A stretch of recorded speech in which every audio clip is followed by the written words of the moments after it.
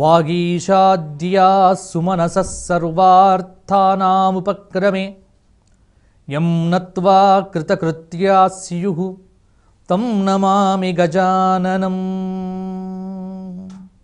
జగద్గురువుల దివ్య చరణాబ్జములకు అనంతకోటి సాష్టాంగ ప్రణామములు సమర్పణం చేస్తూ, వేదంలో ఒక మంత్రం ఉంది. ఏమిటి అంటే, ఆపోవా ఇదగుం సర్వం అనే మంత్రం వస్తుంది. కలశ పూజప్పుడు మనం చెప్పుకునేటువంటి ఈ మంత్రం ఏమిటి అంటే, ఆపహ అంటే జలము అని అర్థము. సకల ప్రాణులకు ఆధారమైనటువంటిది ఈ జగత్తులో ఏది అంటే నీరు. ఆపోవా ఇదగుం సర్వం విశ్వ భూతాని ఆపహ అని ఆ మంత్రం చాలా చక్కటి విషయాన్ని మనకు ప్రతిపాదన చేస్తుంది. అలాగే ఆపః పునంతు పృథివీం, ఇది కూడా ఒక మంత్రం. అలాగే ఆపోహిష్టామయో భువః, ఇది సంధ్యావందనంలో మన మార్జన మంత్రాలు అంటాం వీటిని. అంటే ఈ ఒక్కొక్క మంత్రం చెబుతూ నీళ్లు పైన చల్లుకుంటూ ఉంటాము. కాబట్టి నీటిని గురించి మొట్టమొదలు మనకు పేర్కొన్నది ఎక్కడ అంటే వేదంలో పేర్కొన్నారు. ఎందుకంటే వేదభూమి కాబట్టి ఇక్కడ వేదము మనకు ప్రమాణం. ఈ వేదంలో నీటి మీద చాలా వరకు అనేక రకమైనటువంటి వ్యాఖ్యానాలు మనకు కనిపిస్తాయి. చాలా సూక్తాలు కూడా మనకు కనిపిస్తాయి. శృతి స్మృతి పురాణ ఇతిహాసాలలో నీటికి చాలా ప్రాధాన్యం ఇవ్వడం జరిగింది. ఎందుకంటే చరిత్ర ప్రకారంగా మనం చూసినా కానీ ఒక నాగరికత వ్యాప్తమైంది అంటే ఎక్కడ వ్యాప్తమైంది నాగరికత? ఎక్కడైతే నది ఉన్నదో ఆ నది చుట్టే ఒక నాగరికత పుట్టింది. మనం చిన్నప్పుడు చరిత్రలో చదువుకున్నాం, సింధు నాగరికత అన్నాం. అక్కడ సింధు నది పరివాహక ప్రాంతంలో ఉత్పన్నమైనటువంటి నాగరికత. కాబట్టి ఇక్కడ సింధు నది చుట్టూ, అలాగే గంగా నది చుట్టూ పరివాహక ప్రాంతం అంతా కూడా మనకు మన హిందుత్వం వ్యాప్తమైపోయింది. హిందూ సంస్కృతి కూడా పరిఢవిల్లినటువంటి ప్రాంతము ఈ ప్రాంతము అన్నారు. ఇక్కడ హిందువులు నదులను తల్లులుగా భావన చేస్తారు. అందుకే మనం ఏమంటామంటే నదీమ తల్లి అంటాం. ఇక్కడ నదిని ఒక తల్లిగా భావనం చేయటం. యథా శరీరస్య ఉద్దేశాకేలన్వేద్యతమా స్మృతాః అని పద్మపురాణంలో ఒక వాక్యం చెప్పారు. ఏమిటి అంటే, శరీరంలో కొన్ని అవయవాలు చాలా పవిత్రమైనటువంటివి అని. శరీరంలో ఏ అవయవము పవిత్రమైనటువంటిది? ఇక్కడ దక్షిణ కర్ణము అని అంటారు. ఇక్కడ దక్షిణ కర్ణము చాలా పవిత్రమైనటువంటిది. మనం ఏదైనా కర్మకాండ చేసేటప్పుడు ఆవలింత కానీ, లేకపోతే తుమ్ము కానీ, లేకపోతే ఏదైనా వచ్చినప్పుడు ఈ దక్షిణ కర్ణాన్ని స్పృశించు, తద్వారా నీవు శుద్ధుడవైతావు అని చెప్పడం జరిగింది. కాబట్టి శరీరంలో దక్షిణ కర్ణము, అలాగే కుడి చేతి యొక్క అంగుష్టము, ఇలా కొన్ని అవయవములకు ప్రత్యేకమైనటువంటి పవిత్రతను ఇవ్వడం జరిగింది. ఇక్కడ భూమాత శరీరంలో కూడా కొన్ని అవయవములు చాలా పవిత్రమైనటువంటివి అని పెద్దలు మనకు పేర్కొన్నారు పురాణాల్లో కూడా. ఏమిటి అంటే, ఆ భూమి మీద పవిత్రమైనటువంటి ప్రాంతములేవి అన్న ప్రశ్న వచ్చినప్పుడు ఎక్కడైతే నదులు ఉద్భవించాయో ఆ నదులు ఉద్భవించినటువంటి ప్రాంతమంతా కూడా పవిత్రమైనటువంటి ప్రాంతములే. కావున ఎక్కడైతే నది ఉద్భవించిందో ఆ ప్రాంతం అంతా కూడా పవిత్రమైనటువంటి ప్రాంతంగా మనవారు పెద్దలు గుర్తించారు. ఇక్కడ మనం అనుకుంటాం కేవలం నది అంటే నీళ్లను మాత్రమే మనకు అందించేది అని. ఒక నీళ్లను ఇవ్వటానికే నదులు ఉద్భవించలేదండి. తాగటానికి నీళ్ళంటే మామూలుగా బావుల్లోంచో నూతుల్లోంచో తీసుకోవచ్చు. కాబట్టి నది యొక్క ప్రయోజనం కేవలం తాగు నీటిని అందించడం మాత్రమే కాదు, ఒక చక్కనైనటువంటి దివ్యమైనటువంటి ఆధ్యాత్మిక తేజో సందేశాన్ని మనకు అందింపజేశాయి. ఈ నదులన్నీ కూడా ఎలా ప్రవహిస్తాయి? ప్రవహించి ఎక్కడికి చేరుకుంటాయి అంటే నదులన్నీ ఒక బిందువు దగ్గర ఉత్పన్నమై పరిగెత్తి సింధువులో చేరుతాయి, అంటే సాగరంలో చేరుతాయి. జీవుడు కూడా అలాగే ప్రవహించి పరమాత్మను చేరాలే అనేటువంటి ఒక చక్కటి సందేశాన్ని మనకు నదులు అందిస్తాయి అని మనకు యొక్క పెద్దలు చెప్పడం జరిగింది. కాబట్టి నదులలో ఎప్పుడెప్పుడు స్నానం చేయాలి, ఎప్పుడెప్పుడు స్నానం చేయకూడదు అన్న విషయం కూడా పరిగణలోకి మనం తీసుకోవాల్సిన అవసరం ఉంది. వర్షాకాలంలో కొన్ని నదులు నురుగులు పారుతాయి. ఈ నురుగు పారినప్పుడు నదులకు రజోదోషం సంభవించినట్టుగా పురాణాల్లో ఉంది. అందువల్ల తీరవాసులకు మాత్రము ఎగ్జింప్షన్ ఇచ్చి మిగతా వారు ప్రత్యేకంగా ఆ సమయంలోకి వెళ్ళి నదిలో స్నానం చేయటం పనికిరాదు అని అక్కడ నిషేధం. కాబట్టి నిషేధించబడినటువంటివి కొన్ని సమయాలు, అలాగే తప్పకుండా స్నానం ఆచరించవలసినటువంటివి కొన్ని సమయాలు అని పెద్దలు చెప్పారు. తప్పనిసరిగా స్నానం చేయాల్సినటువంటి సమయం ఏమిటి అంటే పుష్కరాలు. ఈ పుష్కరాల్లో కూడా అష్టమి, చతుర్దశి, పూర్ణిమ, అమావాస్య, అలాగే సంక్రమణం, వీటిని పంచపర్వాలు అంటారండి. గుర్తుంచుకోండి, పంచపర్వములు. ఈ పంచపర్వములు ఏమిటి అంటే అష్టమి, చతుర్దశి, పూర్ణిమ, అమావాస్య, సంక్రమణం. అంటే ప్రతి నెల వస్తాయి ఇవి. మీరు ఇది కాకుండా 12 రోజులు పుష్కరాలు వచ్చేటువంటి సమయం ఏదైతే ఉన్నదో ఆ 12 రోజులు కూడా విధిగా స్నానం చెయ్యాలి అనేటువంటి విషయాన్ని కూడా మనకు పెద్దలు చెప్పారు. అందువల్ల 12 రోజులు ఇలాగా ప్రతి నెల ఈ 5 పర్వములుగా భగవంతుడు మనకు అందించినటువంటి ఈ మనుష్య దేహమును శుద్ధి చేసుకోవటం కోసం భగవంతుడు మనకు అందించినటువంటి అపురూపమైనటువంటి పర్వము ఈ పర్వములు. నదీ స్నానం అనగానే మనకేమిటి, ఎలా చేయాలి? నదిలో స్నానం అంటే దూకి ఈత కొట్టడం లాంటిది కాదు. నదులలో ముయ్యవద్దు.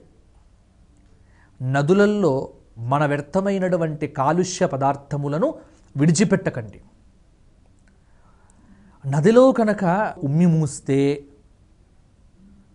వాడికి వచ్చే జన్మల్లో నీరు దొరక్క బల్లి జన్మ వస్తుంది అనేటువంటిది చెప్పారండి. ఎంత జాగ్రత్తగా ఉండాలో చూడండి. మనకు తెలియకుండా మనం చాలా పనులు చేసేస్తూ ఉంటారు. నదులలో ముయ్యకూడదు. నదిని చాలా పవిత్రంగా భావించాలి. అలాగే నదులలో ఇంకొకటి ఏమిటంటే ఈ సందర్భంలో మనం చెప్పుకోవలసింది, ఎప్పుడు కూడా పుష్కరాల్లో స్నానం చేసేటప్పుడు, మీరు నదులకు స్నానం చేసుకునేటప్పుడు వెంట సబ్బులు అక్కరలేదు, వెంట షాంపూ బాటిల్ అక్కరలేదు. ఇవి తీసుకువెళ్ళటం ద్వారా మీకు పుణ్యం వస్తుందో మాట దేవుడి కానీ పాపమైతే తప్పకుండా వస్తుంది. ఈ మాట చెప్పడానికి నాకు ఎటువంటి సంకోచం లేదు. నదిలోకి మీరు వెళ్ళేటప్పుడు స్నానం చేసేటువంటి సమయంలో సబ్బు పెట్టుకోవలసినటువంటి అవసరము నదిలో లేదు. ఇంట్లో బకెట్లో స్నానం చేస్తున్నప్పుడు మీరు షాంపూ పెట్టుకోవచ్చు, సబ్బు పెట్టుకోవచ్చు, దోషమేం లేదు.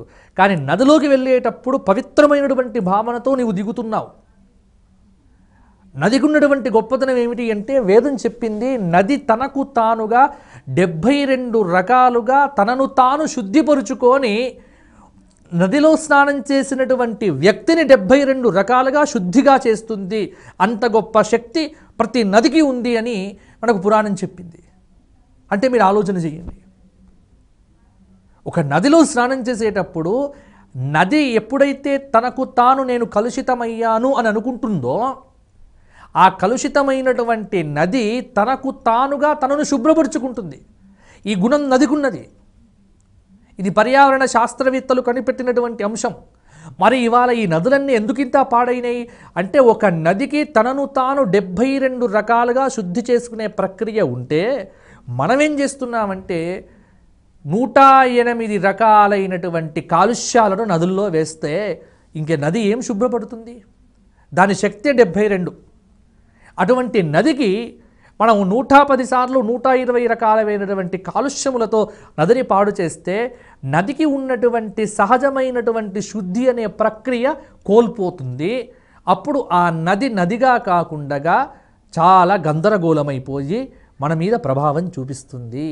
ఎప్పుడైనా సరే నదిలోకి వెళ్ళినప్పుడు దయచేసి సబ్బులు కానీ, షాంపూ బాటిళ్ళు కానీ, ఇవి ప్లాస్టిక్ పదార్థములు కానీ, వ్యర్థ పదార్థములు కానీ, ఎంత పవిత్రంగా పుష్కరాల్లో స్నానం చేస్తారా? కానీ ఆ స్నానం చేయటం పుణ్యం కోసం చేస్తామా? కానీ పుణ్యం సంపాదించడం పక్కన పెట్టి పాపాన్ని ఎక్కడ చేసి, పాపంతో కూడినటువంటి వస్త్రములు ఇవన్నీ ఆ నదుల్లో వేసేసి దాన్ని నదినంతా కాలుష్యం చేసి చివరికి మనం వస్తాం. దీనివల్ల మనం స్నానం చేసినట్ట, స్నానం చేసి పుణ్యాన్ని సంపాదించుకున్నట్ట, లేక పాపాన్ని సంపాదించుకున్నట్ట? ఒకసారి ఆలోచన చేయండి. ప్రతి ఒక్క వ్యక్తి ఇలా ఆలోచించగలిగితే నది ఎప్పుడు బాగానే ఉంటుంది. ఋషుల యొక్క ఆలోచన ఎలా ఉంటుంది అంటే, ఆబ్దిక మంత్రాల్లో మేము చూస్తాం.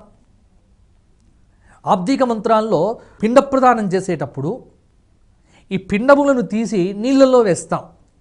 ఎందుకంటే నీళ్ళల్లో చేపలు, సూక్ష్మక్రిములు ఇవన్నీ ఉంటాయి కాబట్టి వాటికి ఆహారంగా ఇస్తాం. ఆహారంగా ఇచ్చేటప్పుడు చేతికి పెట్టుకున్నటువంటి దర్భ కానీ, ఆకులు కానీ ఇవన్నీ కూడా ఒడ్డున వేయమని అక్కడ మంత్రం చెప్తోంది, కానీ నీళ్ళల్లో విడిచిపెట్టమని మంత్రం చెప్పట్లే. దీనివల్ల మన యొక్క మహర్షుల యొక్క పర్యావరణ దృష్టి ఎంత గొప్పగా ఉందో మీరు ఆలోచించండి. ఇవాళ మనం బాగా నాగరికత నేర్చుకొని చాలా సైంటిఫిక్గా చాలా వరకు మాట్లాడుతుండవచ్చు, చాలా కల్చర్లో మనం పెరుగుతుండవచ్చు, చాలా నాగరికత అనేటువంటి ముసుగు దొరుకుకొని చాలా పాపమైనటువంటి కార్యక్రమాలు చేస్తుండవచ్చు.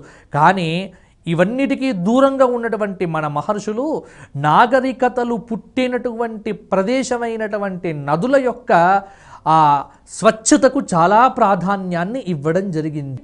ప్రవాహం ఎలా ఉండాలో అలాగే ఉండాలి. కానీ మానవుడి యొక్క అత్యాశయే, దురాశయే ఇవాళ నదులన్నింటినీ కూడా పాడు చేస్తోంది. అందువల్ల మనమైనా సరే అంటే వ్యక్తిగతంగా ఇవన్నీ మనం చేస్తాము, అందరూ చేస్తున్నారా అని అనుకోవక్కర్లేదు. మీరొక్కరైనా ఒక్కొక్కరిలో మార్పు వస్తే సమాజంలో మార్పు తప్పకుండా వస్తుంది. కాబట్టి నదిలో స్నానం చేసేటప్పుడు మీరు పుష్కరాల్లో అందరూ కూడా కృష్ణానదికి స్నానానికి వెళ్తారు కాబట్టి దయచేసి అందరికీ మనవి చేస్తున్నా ఏమిటి అంటే, కృష్ణా పుష్కరాల్లో కానీ, పుష్కరాల్లోనే కాదండి, మామూలుగా ఎప్పుడు మీరు నదుల్లో స్నానం చేసినా నదిలో స్నానం చేసేటప్పుడు ఇవేవి ఎక్కడ లేదు. కారణం ఏంటంటే ఆ ప్రవాహానికి ఉండేటువంటి ప్రెషర్ వల్ల శరీరానికి సబ్బు పెట్టకుండగానే శరీరంలో ఉన్నటువంటి సూక్ష్మ స్వేదరంధ్రములన్నీ కూడా శుభ్రమైపోయి చక్కటి కాంతివంతమైనటువంటి చర్మం మనకు ప్రకాశిస్తుంది. ఇంకా కొత్తగా సబ్బక్కర్లేదు. ఇంకొక విషయం ఏమిటి అంటే, పెద్దలు చెప్పారు, ఆ నదిలో ఉన్నటువంటి మట్టి తీసుకొని పుయ్యండి కావాలంటే. అందుకే మట్టితో స్నానం అన్నాం. మృత్తికే హనమే పాపం యన్మయా దుష్కృతం కృతం మృత్తికే ఏ బ్రహ్మదత్తాసి కాశ్యపేనాభిమంత్రిత. ఇది మట్టి యొక్క మంత్రం. ఈ మంత్రంతో ఆ మట్టిని అభిమంత్రణం చేసి ఆ మంత్రంతో ఈ మట్టినంతా పూసుకొని స్నానం చేయడం ద్వారా దీన్ని ఇప్పుడు నదుల్లో మనం ఇలా మట్టితో స్నానం చేయం. కానీ పెద్ద పెద్ద స్పా సెంటర్లకు వెళ్ళి మడ్బాత్ పేరుతో వాడి దగ్గర 15,000 20,000 అప్పచెప్పి స్నానం చేసేస్తూ ఉంటాం. ఎందుకంటే అక్కడ కల్చర్, ఇక్కడ కల్చర్ కాదు. ఇదే మనం అనుకునేటువంటిది. ఇప్పుడు పెద్ద పెద్ద స్పా సెంటర్స్లో మడ్బాత్ అంటే బురద స్నానం అంటారు. మొత్తం మట్టంతా ఒంటికి పూసుకొని వాడు కూర్చుంటాడు, ఆరోగ్యానికి చాలా గొప్పది అని. మన పెద్దలు ఎప్పుడూ చెప్పారు, ఇది నదిలో నీవు స్నానం చేసేటప్పుడు మట్టి పూసుకోరా, నదిలో ఉన్నటువంటి మట్టితో శరీరాన్ని రుద్దితే ఈ మట్టి ఆ మట్టిని తొలగింపజేస్తుంది అని. శరీరం యొక్క కాంతి కూడా ద్విగుణీకృతం అవుతుంది అని మన పెద్దలు ఎప్పుడూ చెప్పినటువంటి మాట. అందుకే పుష్కరములలో నదుల్లో స్నానం చేసేటప్పుడు ఇలా చెప్పడం మన పెద్దవారు దీనిలో ఉన్నటువంటి పరమార్థ తత్వాన్ని మనకు తెలియజెపుతూ ఉన్నది.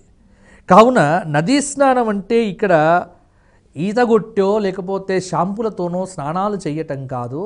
నదిలో స్నానం చేయటం చేస్తూ తర్పణం చెయ్యాలి, దానం చెయ్యాలి, జపం చెయ్యాలి, తపస్సు చెయ్యాలి. నదుల్లో ఆచరించేవి ఈ ప్రధానమైనటువంటివి ఇవి. ఒకటి స్నానం, రెండోది దానం, మూడవది తర్పణం, నాలుగవది జపం, ఐదవది తపస్సు. ఈ 5 నదిలో చేయటం ద్వారా మనకు చాలా గొప్ప శక్తి అనేటువంటిది సంప్రాప్తమవుతూ ఉంటుంది. అందువల్ల ఇక్కడ అలాగే తల్లిదండ్రులు పోయినటువంటి వారు ఎవరైతే ఉన్నారో వాళ్ళంతా కూడా పుష్కరాల్లో శ్రాద్ధాదులు చెయ్యాలి, శ్రాద్ధ కర్మలు వారు ఆచరించాలి. అసలు ఇప్పుడు కృష్ణకు పుష్కరం వచ్చింది కదండి, ఈ పుష్కరుడు యొక్క కథ ఏమిటి అంటే ఒక్కసారి మనం స్మరించుకుందాం. పూర్వం ఒకానొక సమయంలో తుందిలుడు అనేటువంటి ఒక బ్రాహ్మణ శ్రేష్ఠుడు ఉండేవాడు. అతడు శివుడి గురించి చాలా ఉగ్రమైనటువంటి గొప్ప తపస్సును ఆచరించాడు. పరమేశ్వరుడు ప్రత్యక్షమై, నాయనా నీకు ఏం వరం కావాలో కోరుకో అన్నాడు. అప్పుడు తుందిలుడు అన్నాడు, పరమేశ్వర, నిన్ను చూస్తూ ఉంటే 8 స్వరూపాలు నీ లోపల కనిపిస్తున్నాయి. ఏమిటి? శివుడు అష్టమూర్తి స్వరూపుడు. 8 స్వరూపములతో శివుడు వెలుగుతూ ఉంటాడు. పృథివీ, ఆపః, తేజః, వాయుః, ఆకాశః ఇది పంచభూతాః. ఇవి 5 భూతములు. సూర్యః, చంద్రః, యజమానః, ఈ 3 కలిపితే 8. ఈ 8 స్వరూపములు శివుడి యందు భాసిల్లుతూ ఉంటాయి. 8 స్వరూపములు కనిపిస్తూ ఉంటాయి. అష్టమూర్తి స్వరూపుడైనటువంటి శివుణ్ణి చూచి ఈ తుందిలుడు, స్వామి మీ 8 స్వరూపాల్లో జలస్వరూపముందే, ఆ జలరూపం నాకు కావాలి అని కోరుకున్నట్ట. అప్పుడు పరమేశ్వరుడు తథాస్తు అన్నట్ట. ఆ తుందిలుడు అనేటువంటి వాడు పరమేశ్వరుడి యొక్క అష్టమూర్తి స్వరూపంలో ఒకటైన జలస్వరూపాన్ని పొంది పుష్కర అనేటువంటి పేరుతో శివుడి దగ్గరే చాలా కాలం ఉన్నాడు. కొంతకాలం తర్వాత బ్రహ్మదేవుడు శివుడి గూర్చి శ్రేష్టమైనటువంటి తపస్సు చేశాడు. శివుడు ప్రత్యక్షమై, నాయనా ఏం కావాలో కోరుకోవయ్యా అని అడిగితే, బ్రహ్మ తాను సృష్టి చెయ్యాలి అంటే ఈ సృష్టి రచనకు నాకు జలం కూడా అవసరమవుతుంది, పంచభూతాలు కావాలి, పంచభూతాలన్నీ నీ దగ్గర ఉన్నాయి స్వామి, దీనిలో ప్రధానంగా కూడా ఇప్పుడు జల సృష్టి నేను చెయ్యాలి, కాబట్టి నాకు జలం కావాలి అన్నాడు. అప్పుడు ఆ జల రూపంలో ఉన్నటువంటి పుష్కరుణ్ణి తనకు ఇవ్వమని బ్రహ్మదేవుడు ప్రార్థన చేశాడు. బ్రహ్మ కోరికను మన్నించినటువంటి ఈశ్వరుడు సృష్టి ప్రక్రియ నిరాఘాటంగా జరగటానికి పుష్కరుణ్ణి బ్రహ్మకమండలంలో ఉండే విధంగా ఆశీర్వదించి అనుగ్రహించి ఇచ్చాడు. అప్పటి నుంచి బ్రహ్మకమండలంలో ఈ పుష్కరుడు జలరూపంలో ఉన్నట్ట. కొద్ది కాలం అయిపోయింది. దేవగురువైనటువంటి బృహస్పతి బ్రహ్మను గూర్చి తపస్సు చేశాడు. బ్రహ్మ ప్రత్యక్షమయ్యాడు, వరం కోరుకోమన్నాడు. అంటే బృహస్పతి నాకు గ్రహాల యొక్క ఆధిపత్యంతో పాటు బ్రహ్మకమండలంలో ఉన్నటువంటి పుష్కరుణ్ణి నాకు ఇవ్వవయ్యా అన్నట్ట. పుష్కరుడు మాత్రం ఒప్పుకోలేదట, నేను వెళ్ళను అన్నట్ట. అయ్యా, శివుడు ఆజ్ఞాపిస్తే నీకమండలంలోకి వచ్చాను, మళ్ళా నువ్వు ఆదేశిస్తే అక్కడికి వెళ్ళడం ఏమిటి, నేను వెళ్ళలేను అన్నట్ట. బ్రహ్మదేవుడు అన్నాడు, తప్పకుండా నీవు వెళ్ళాలే, బ్రహ్మ ఎక్కడ ఉంటే తాను అక్కడే ఉంటాను, ఒకవేళ బ్రహ్మ కూడా తనతో పాటు వస్తే బృహస్పతితో నాకు వెళ్ళటం ఎటువంటి అభ్యంతరం లేదు అని ఈ తుందిలుడు చెబితే బ్రహ్మ కూడా అన్నట్ట. అప్పుడు బృహస్పతికి, పుష్కరుడికి, బ్రహ్మకు ముగ్గురికి సరిపడేటువంటి విధంగా ఒక ఒడంబడిక జరిగింది. ఏమిటి అంటే, బృహస్పతి సంవత్సరంకొక్కసారి 12 మాసాలు 12 రాశులలో సంచారం చేస్తాడు. 12 సంవత్సరాలు 12 రాశులు అంటే సంవత్సరంకు దాదాపుగా ఒక రాశి. ఆయా సంవత్సరాలకు రాశులకు అధిష్టానాదులైనటువంటి నదుల్లో ఈ పుష్కరుడు ఉండాలి. ఇది కండిషన్. ఆ సంవత్సరం ఆ నదులలో మొదటి 12 రోజులు పుష్కరములు అనేటువంటి పేరుతో ప్రత్యేకమైనటువంటి పర్వముగా మనవారు తీర్చిదిద్దారు. అయితే మరి బ్రహ్మ కూడా రావాలి కదా అంటే బ్రహ్మదేవుడు అన్నాడు, ఎప్పుడైతే ఒక నదికి పుష్కరం వస్తుందో ఆ పుష్కరం వచ్చిన సమయంలో ప్రతిరోజు మధ్యాహ్నం 2 ముహూర్తాల కాలం సకల దేవతలతో సకల ఋషులతో నేను కూడా ఈ నదిలో నివసిస్తా అని బ్రహ్మదేవుడు కూడా మాట ఇచ్చాట. ఇది పురాణ కథ. అప్పుడు తుందిలుడు ఒప్పుకున్నాడు. బృహస్పతికి చాలా సంతోషమైపోయింది. ఆ విధంగా నాటి నుండి దేవగురువైనటువంటి బృహస్పతి ఏ రాశిలో ప్రవేశిస్తే ఆ రాశికి సంబంధించినటువంటి నదికి ఆ గురువు ప్రవేశించినటువంటి 12 రోజులు పుష్కరముల పేరుతో ఇక్కడ సంప్రాప్తమవుతూ వస్తున్నాయి. అందుకే పుష్కరుడు ఆ నదిలో నివసించడం అనేటువంటిది జరుగుతోంది. కాబట్టే ఒక్కొక్క నదికి ఒక్కొక్క రాశి అని చెప్పారు. ఇప్పుడు కన్యారాశి యొక్క ప్రత్యేకమైనటువంటిది ఏమిటి? కన్యారాశికి ఇక్కడ కృష్ణానది, సింహరాశికి గోదావరి, అంటే ఒక్కొక్క రాశికి ఒక్కొక్క నది కూడా చెప్పారు కదా. అందుకే ఆ రాశిలో గురువు ప్రవేశిస్తే పుష్కరం. కాబట్టి ఇక్కడ సింహరాశి గోదావరి కాబట్టి కన్యారాశికి కృష్ణ ప్రత్యేకంగా పేర్కొనడం జరిగింది. కాబట్టి కృష్ణలో కన్యలో గురువు ప్రవేశిస్తే ఇక్కడ పుష్కరం అనేటువంటిది సంప్రాప్తమవుతుంది. ఈ విధంగా దేవగురువైనటువంటి ఆ బృహస్పతి కన్యారాశిలో ప్రవేశించటమే ఈ కృష్ణా పుష్కరము మనకు సంప్రాప్తించడం జరిగింది. ఈ కృష్ణా పుష్కరములలో స్నానం కానీ, దానం కానీ, జపం కానీ, హోమం కానీ, తర్పణాదులు కానీ ప్రతి ఒక్కటి కూడా చాలా విశేషమైనటువంటి ఫలం మనకు ఇవ్వడం జరుగుతుంది అని మనకు శాస్త్రాదుల్లో చెప్పారు. కాబట్టి కృష్ణా పుష్కరములలో మనం చేయవలసినటువంటి విధానములను గురించి మరి యొక్క భాగంలో మనం చెప్పుకుందాం. సర్వం శ్రీపాద శ్రీవల్లభ దత్తాత్రేయ సద్గురు దివ్య చరణారవిందార్పణమస్తు.